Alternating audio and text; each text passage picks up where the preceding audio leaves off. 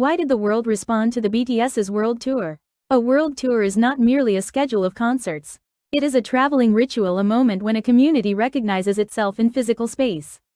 In this sense, the world tours of BTS have been distinctive. Their concerts have acquired meaning beyond performance.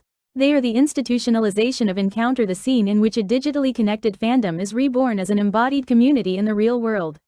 The world did not respond only to music. It responded to the experience of being together. The digital age has expanded connection while deepening isolation. Listening to music alone in one's room, earbuds in, one is connected yet solitary.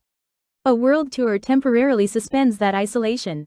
Tens of thousands waving the same light, shouting the same chorus. This is a rare form of collective catharsis in contemporary society. That is why the world tour is not merely a marketing strategy but a ritual. Repeated across continents, it answers a simple question. Why do we love them? Perhaps the answer lies in this: we gathered to hear their songs, but in the end, we gathered to meet one another. BTS, the reversal of globalization.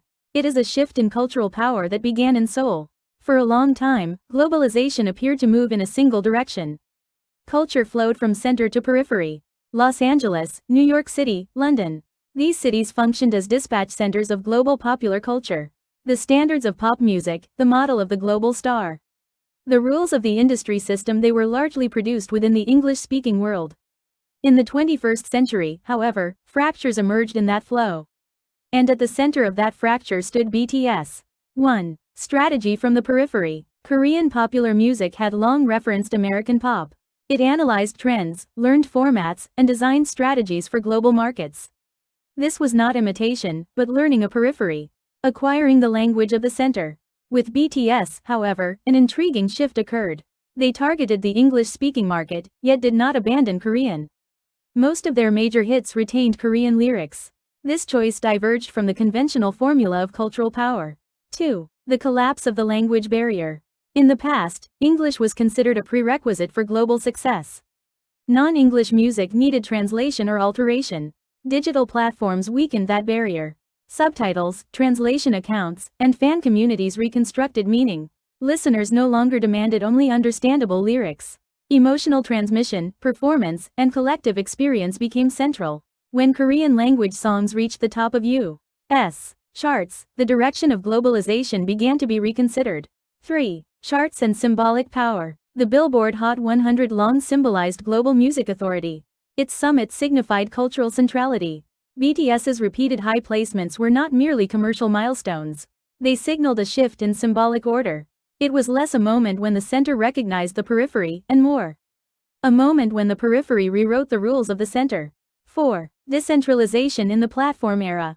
This reversal cannot be separated from technological conditions. YouTube, Twitter, and streaming services weakened traditional media gatekeepers.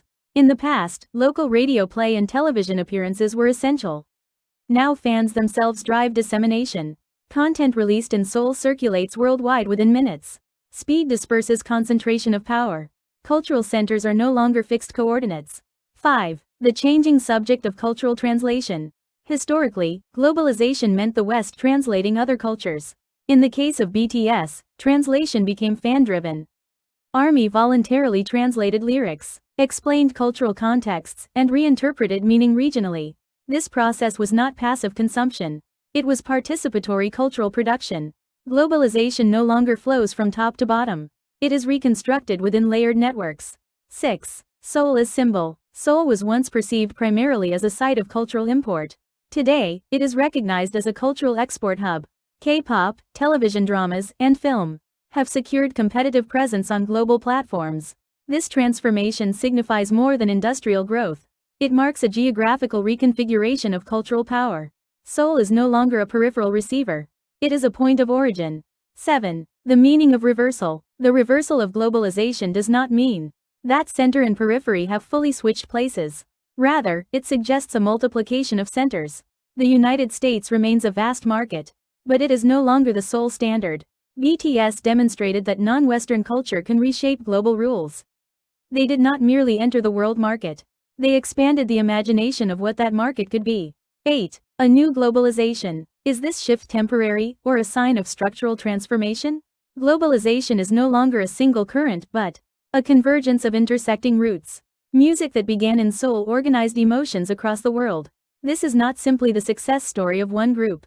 It is a case study in the relocation of cultural power, the reconfiguration of symbolic order, and the possibility of a new globalization. And now, one final question remains. Why does love connect the world? Epilogue. Why do we love BTS? This question was never merely about the popularity of one idol group. It asked how emotion is organized in contemporary society, how wounds are shared, and how solidarity is born. 1. Love is not just a feeling, but a relationship. Love appears to be a personal emotion. In reality, it is a structure of relationships. We listen to songs and cry or laugh. Yet those emotions are not experienced alone. At concerts, on streaming platforms, across social media timelines, we share feelings simultaneously with countless others. Love is not an isolated sentiment. It is an experience of simultaneity. Their music made that simultaneity possible. The anxieties of youth, memories of failure, the movement from self-loathing to self-acceptance, these resonated across borders. 2. Wounds gain power when they become language. Their songs did not promise perfection. They confessed imperfection. It's okay not to be okay proved more powerful than narratives of flawless success. Within those confessions, we recognized ourselves. When wounds are hidden, they isolate. When shared, they connect. That connection became the emotional foundation of fandom. 3. Solidarity in the digital age.